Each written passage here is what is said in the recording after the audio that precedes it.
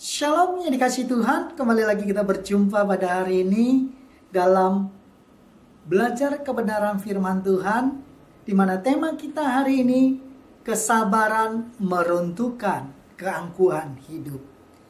Kita mau belajar suatu kebenaran firman Tuhan yang luar biasa yang terdapat dalam 1 Korintus pasal yang ke-13 ayat 1 sampai yang ke-13. Di mana Rasul Paulus menuliskan kepada jemaat yang ada di kota Korintus.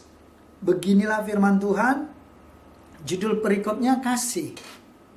Ayat 1, sekalipun aku dapat berkata-kata dengan semua bahasa manusia dan bahasa malaikat, tetapi jika aku tidak mempunyai kasih, aku sama dengan gong yang berkumandang dan canang yang bergemincing. Sekalipun aku mempunyai karunia untuk bernubuat, dan aku mengetahui segala rahasia dan memiliki seluruh pengetahuan, dan sekalipun aku memiliki iman yang sempurna untuk memindahkan gunung, tetapi jika aku tidak mempunyai kasih, aku sama sekali tidak berguna. Sekalipun aku membagi-bagikan segala sesuatu yang ada padaku, bahkan menyerahkan tubuhku untuk dibakar, tapi jika aku tidak mempunyai kasih, sedikit pun tidak ada faedahnya bagiku. Kasih itu sabar, kasih itu murah hati, kasih itu tidak cemburu, ia tidak memegahkan diri dan tidak sombong. Ia tidak melakukan apa yang tidak sopan dan tidak mencari keuntungan diri sendiri. Ia tidak pemarah dan tidak menyimpan kesalahan orang lain. Ia tidak bersukacita karena ketidakadilan, tetapi ia bersukacita karena kebenaran. Ia menutupi segala sesuatu, percaya segala sesuatu, mengharapkan segala sesuatu, sabar menanggung segala sesuatu. Kasih itu tidak berkesudahan, nubuat akan berakhir, bahasa roh akan berhenti, pengetahuan akan lenyap, sebab pengetahuan kita tidak lengkap dan nubuatan kita tidak sempurna. Tetapi jika yang sempurna itu tiba, maka yang tidak sempurna itu akan lenyap. Ketika aku kanak-kanak, aku berkata seperti kanak-kanak. Aku berkata seperti kanak-kanak, aku merasa seperti kanak-kanak. Aku berpikir seperti kanak-kanak. Sekarang sesudah aku menjadi dewasa, aku meninggalkan sifat kanak-kanak itu. Karena sekarang kita melihat dalam cermin suatu gambaran yang samar-samar, tetapi nanti kita akan melihat muka dengan muka. Sekarang hanya akan mengenal dengan tidak sempurna, tetapi nanti aku akan mengenal dengan sempurna, seperti aku sendiri dikenal. Demikianlah tinggal ketiga hal ini, yaitu iman, pengharapan, dan kasih. Dan yang paling besar di antaranya ialah kasih. Haleluya.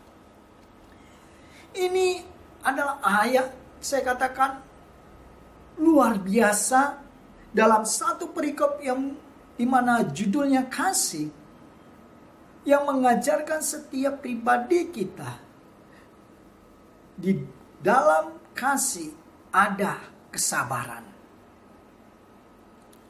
Karena kasih itu sabar, kasih itu murah hati, ia tidak cemburu, ia tidak memegahkan diri dan tidak sombong. Kata sabar menurut bahasa aslinya tidak mudah marah. Sabar sudah selalu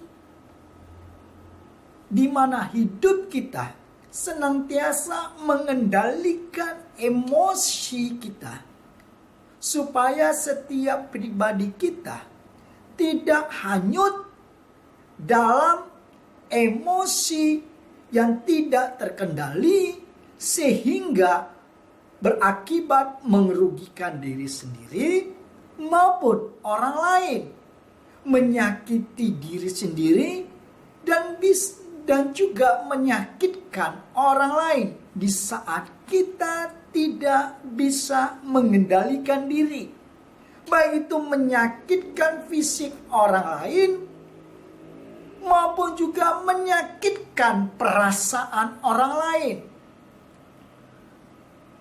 Oleh karena itu, setiap hidup kita harus senantiasa mengendalikan emosi kita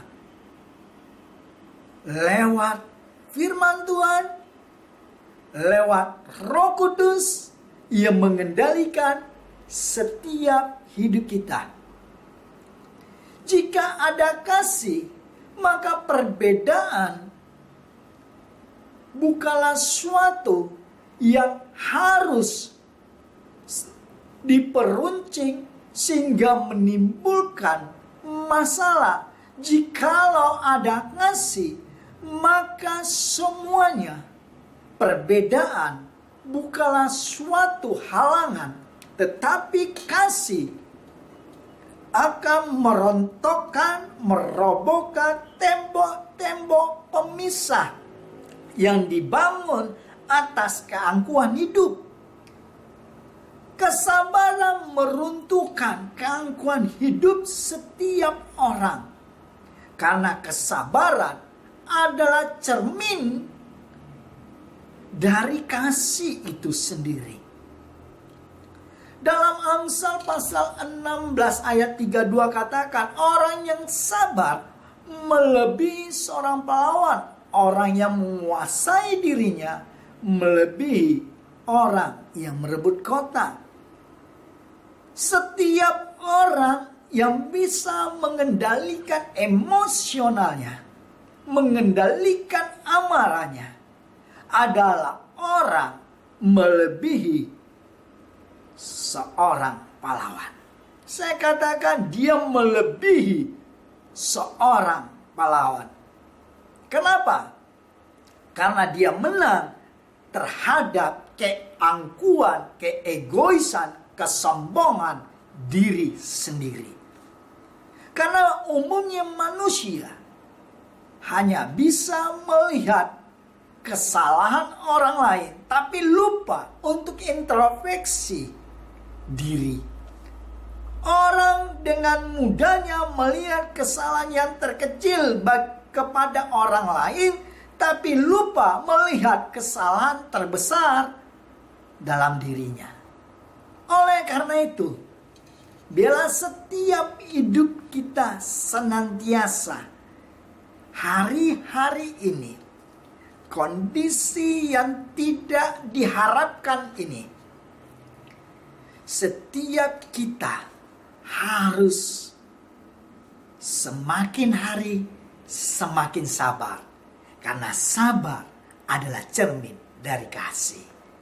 Di saat kita sabar kepada orang lain, maka orang lain akan merasakan kasih Tuhan lewat hidup setiap pribadi kita.